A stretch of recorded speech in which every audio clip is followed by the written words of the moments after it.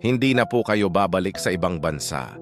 Ito po ang bahay at maliit na negosyo na pinundar namin para sa inyo. Dumating ang araw na naramdaman niyang hindi na kaya ng kanyang katawan ang trabaho. Madalas nang sumakit ang kanyang likod. Nanghihina na ang kanyang mga tuhod.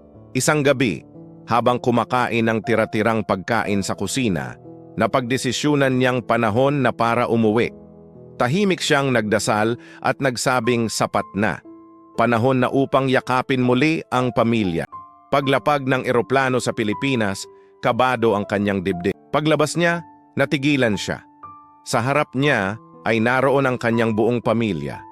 Ngunit hindi lamang iyon. May maliit na entablado sa airport arrival area. May mga lobo, may mga ilaw.